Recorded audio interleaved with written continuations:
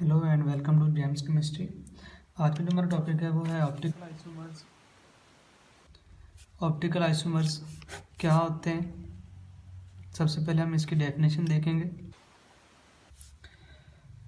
Optical isomer जो हैं वो ऐसे आइसोमर्स होते हैं जो कि अगर हम उनके अंदर से प्लेन ऑफ पोलराइज्ड लाइट को जब पास करवाएं, प्लेन ऑफ पोलराइज्ड लाइट को जब हम उन आइसोमर्स में से पास करवाते हैं, वो या तो उनको क्लॉकवाइज रोटेट कर देगा प्लेन ऑफ पोलराइज्ड लाइट को, या एंटी क्लॉकवाइज रोटेट करेगा। अब ये जो ऑप्टिकल आइसोमर्स होते हैं ये ज्योमेट्रिक आइसोमर्स की तरह ही होते हैं, मतलब कि इनकी जो फिजिकल प्रॉपर्टीज है वो ज्योमेट्रिक आइसोमर्स की तरह ही होगी, कॉन्स्टिट्यूशनल आइसोमर्स की तरह ही होगी। लेकिन फ़र्क कहाँ पर आता है? इनकी ऑप्टिकल एक्टिविटी में, ऑप्टिकल एक्टिविटीज में। इट मीन्स दैट कि जो ऑप्टिकल आइसोमर्स होते हैं जब हम उनमें से प्लेन ऑफ पोलराइज्ड लाइट को जब पास करवाते हैं, या तो वो उनको क्लॉकवाइज मूव करवाएगा या एंटी क्लॉकवाइज। लेकिन जो ज्योमेट्रिक और कॉन्स्टिट्यूशनल या स्ट्रक्चरल आइसोमर्स होते हैं उनका ऐसा कोई सीन नहीं होता, वो प्लेन ऑफ पोलराइज्ड लाइट के साथ कोई भी रिएक्ट वगैरह नहीं करते। अब बात ये आती है कि आखिर प्लेन ऑफ पोलराइज्ड लाइट क्या है, ठीक है? क्योंकि हम जो यहाँ पर वर्ड यूज़ करें प्लेन ऑफ पोलराइज्ड लाइट, आखिर ये क्या है और ये कैसे एक्ट करती है और हमें कैसे पता चलता है कि जो ये ऑप्टिकल आइसोमर है या नहीं है। अब हमारे पास ये है कि जो प्लेन ऑफ पोलराइज्ड लाइट क्या होती है। प्लेन ऑफ पोलराइज्ड लाइट हमारे पास जो फॉर एग्जांपल जो सनलाइट आ रही होती है वो डिफरेंट डायरेक्शन में, जैसे ये मैंने एक सोर्स बनाया है तो इट मीन्स दैट कि ये डिफरेंट डायरेक्शंस के अंदर इस साइड को भी जा रही है, इधर भी, मतलब हर साइड के ऊपर जा रही है। लेकिन जो प्लेन ऑफ पोलराइज्ड लाइट होती है वो एक स्पेसिफिक डायरेक्शन के अंदर ही होती है। अगर तो या तो वो वर्टिकल है या वो हॉरिजॉन्टल है या कुछ, मतलब को एक ही प्लेन के अंदर मूव कर रही होगी, वो डिफरेंट प्लेन्स के अंदर मूव नहीं कर रही होती। इसके अंदर हम होता क्या है, होता ये है कि हमारे पास एक सोर्स होता है लाइट का, लाइट सोर्स, उसको हम सोडियम डी लाइन को यूज़ करते हैं as our light source, sodium D line. ये हमारे पास एक लाइट सोर्स होता है, ठीक है। उसके बाद हम जो आगे इंस्ट्रूमेंट यूज़ करते हैं उसको कहते हैं पोलैरीमीटर। पोलैरीमीटर क्या है? पोलैरीमीटर एक इंस्ट्रूमेंट होता है जो क्या करता है, rotation of plane polarised light को मेजर कर रहा होता है। मतलब कि ये जो पोलैरीमीटर होता है, पोलैरीमीटर के अंदर ही इसके दूसरे पार्ट्स आ जाते हैं, जैसे कि सोडियम डी लाइन, ये तो हम एज आ उसको सोर्स के तौर पे यूज़ करें तो पोलैरीमीटर के अंदर ही सोर्स भी होता है। उसके अलावा उसी के अंदर हम सोल्यूशन रखते हैं, उसी का उसके अंदर एनालाइज़र भी होता है, उसका पोलराइजिंग फिल्टर वगैरह, मतलब सब कुछ जो है ना पोलैरीमीटर के अंदर ही सब कुछ होता है। ये एक पूरा इंस्ट्रूमेंट है। और वो क्या क्या कुछ होता है और क्या प्रोसीजर होता है उसका, ये है कि सबसे पहले हमारे पास लाइट सोर्स होता है, ठीक है। उसके बाद हमारे पास आगे आ जाता है पोलराइजिंग फिल्टर। जैसे इसके यहाँ से जो लाइट्स निकल रही है वो हर डायरेक्शन में जा रही है, लेकिन हमें जो लाइट चाहिए वो जस्ट एक ही प्लेन के अंदर चाहिए। अब ये वर्टिकल है तो यहाँ से पोलराइजिंग फिल्टर है, इसको हम कहते हैं। और जब लाइट पोलराइजिंग फिल्टर में से पास होगी तो ये जस्ट एक डायरेक्शन की हमारे पास आएगी, जस्ट एक ही डायरेक्शन में मूव करेगी।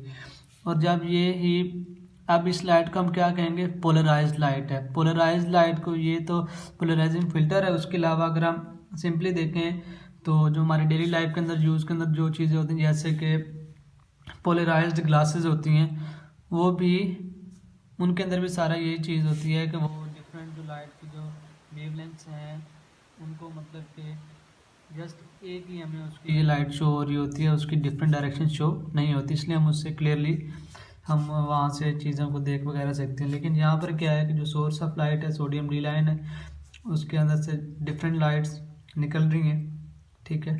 तो ये जो है जो पोलराइजिंग फिल्टर होगा ये जस्ट हमें एक ही डायरेक्शन की लाइट प्रोवाइड करेगा, और ये जो डायरेक्शन की लाइट होती है ये फर्दर हम आगे जो हमारा सोल्यूशन है इसके अंदर सोल्यूशन है, जब ये सोल्यूशन के ऊपर फाल होता है तो सोल्यूशन के ऊपर फाल होते ही ये अपनी डायरेक्शन चेंज करने लगे, मतलब ये रोटेट करता है आइदर क्लॉकवाइज और एंटी क्लॉकवाइज। जैसे ये सीधा था, अभी जैसे जैसे यहाँ से गुजरता जाएगा सोल्यूशन में से तो ये आहिस्ता आहिस्ता रोटेट, पहले ऐसे था अब ये ऐसे रोटेशन में आ रहा है। अब ये कौन सी रोटेशन है, ये हमारे पास क्लॉकवाइज रोटेशन में शो हो रहा है। अब सॉल्यूशन से लाइट पास होने के बाद आगे किधर जाती है, आगे एक होता है एनालाइजर। एनालाइजर क्या करता है, एनालाइजर इस ये जो लाइट यहाँ से जो निकलेगी, जो यहाँ से आई सॉल्यूशन के अंदर पास हुई सॉल्यूशन में से और जो आगे निकली है एनालाइजर तक गई है, ये उस लाइट को एनालाइज करेगा और हमें बताएगा कि जो लाइट है वो कितने एंगल तक बेंट हुई है। अब इसका जो एंगल ऑफ मतलब जिस एंगल के ऊपर ये बेंट हुई है उसके मुताबिक हम इसको उसके हिसाब से हम इसको कहते हैं कि क्या ये एंटी क्लॉकवाइज है या क्लॉकवाइज है। अगर तो लाइट यहाँ से पास होने के बाद क्लॉकवाइज रोटेट हो रही है या क्लॉकवाइज बेंट हो रही है तो वो जो आइसोमर होगा उसको हम कहेंगे डेक्स्ट्रो रोटेटरी। अगर लाइट सॉल्यूशन से पास होने के बाद क्लॉकवाइज रोटेट कर रही है तो उसको हम क्या कहेंगे, डेक्स्ट्रो रोटेटरी। और इसको प्लस के साइन से शो करवाते हैं। अगर एंटी क्लॉकवाइज है तो उस आइसोमर को हम क्या कहेंगे, लीवो रोटेटरी, और इसको हम शो करवाते हैं नेगेटिव से। उसके अलावा हम डेक्स्ट्रो रोटेटरी को अक्सर डी से भी लिख रहे होते हैं और लीवो रोटेटरी को एल से लिख रहे होते हैं। इसके अंदर एक चीज़ और आती है कि जैसे ये सोल्यूशन है, मोर कंसनट्रेटेड द सोल्यूशन, मतलब कि सोल्यूशन जितना ज़्यादा कंसनट्रेटेड होगा उतना ही जो लाइट है उसके अंदर जो चेंज आ रही है या जो एंगल बन रहा है उतना ही उसका एंगल भी इंक्रीज होगा। इट मीन्स दैट कि कंसंट्रेशन जो है किसी सोल्यूशन की वो डायरेक्टली प्रोपोर्शनल है एंगल के, कि किस एंगल के ऊपर ये बेंट हो रही है लाइट जो यहाँ से एनालाइजर के पास जा रही है वो किस एंगल के ऊपर बेंट हो रही है। उसके बाद अगर टेम्परेचर की बात करें हम, तो टेम्परेचर अगर इंक्रीज होगा तो एंगल डिक्रीज होगा।